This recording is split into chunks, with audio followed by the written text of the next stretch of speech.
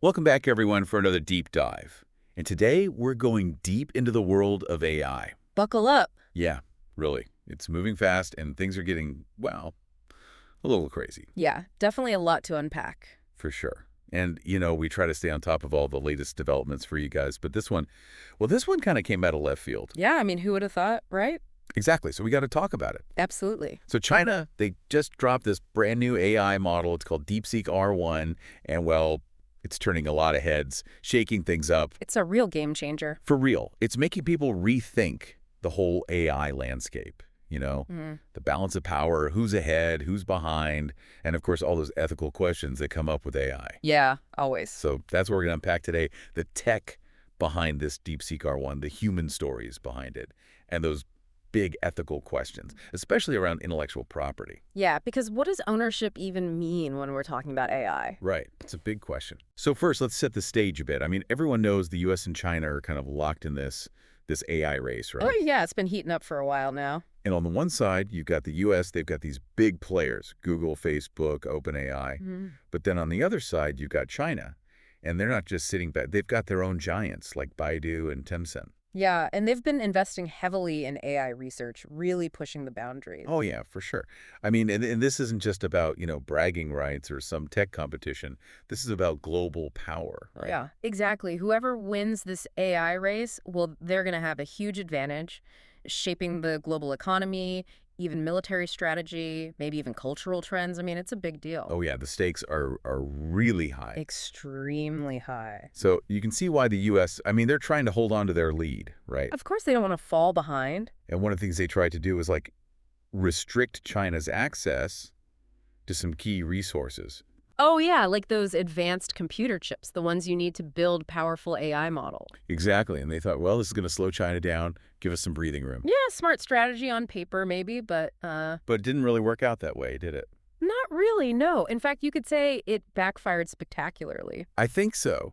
I mean, look at DeepSeek R1. Exactly. It's a perfect example. And so tell us a little bit more about DeepSeek R1. What is it exactly? Well, it's this new AI model, and it's really sophisticated, like cutting-edge stuff. Right. But here's the thing. The team in China, they developed this despite all those U.S. restrictions. Wow. I know, right? Talk about turning adversity into opportunity. They basically said, oh, you're going to try to hold us back. Watch this. Pretty much. It's like a phoenix rising from the ashes. That's a great analogy. It really shows how they took these limitations and turned them into fuel for innovation. Yeah, and that's what's so fascinating about this whole story. It's not just about the tech. It's about the people behind it, their drive, their creativity, their resilience. Yeah, the human element can't be overlooked. And speaking of drive and pushing boundaries, Mm. we got to talk about OpenAI. Right. The U.S.-based research lab, yeah. They've been making waves with all their models. I mean, you've heard of ChatGPT, I'm sure. Of course. Who hasn't these days? And their latest one, Sora, for generating videos. It's insane what they're doing. It's amazing the progress they've made. But there's a bit of a controversy swirling around OpenAI right now. Yeah, the whole intellectual property thing. Right. They're trying to claim ownership over their models. Which, on the surface, seems pretty reasonable. I mean, they created them. Yeah, you'd think so, right? They put in the work, the resources. And here's where it gets interesting. The data they use to train these models, it's publicly available. Oh, I see where you're going with this. Yeah, it's like everyone has access to this data, researchers all over the world.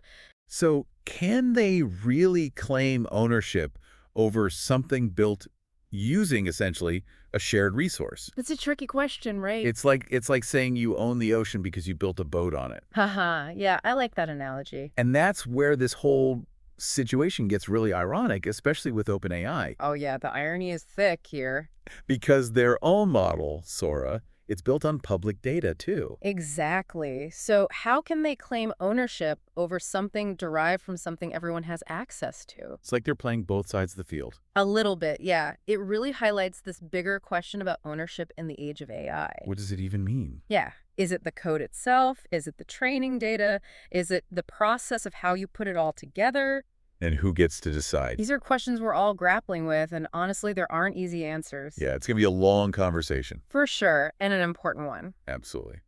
But, while we're all trying to figure out the whole ownership thing, let's not forget about the people behind all of this. The researchers, the engineers. Yeah, on both sides, in the U.S. and China, there are incredibly talented people pushing the boundaries of what's possible. Absolutely. I mean, think about those researchers who developed Deepseek R1. Right.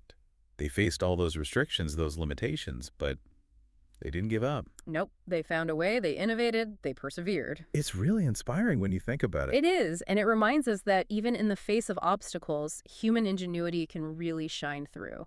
So let's do a quick recap. What have we learned today?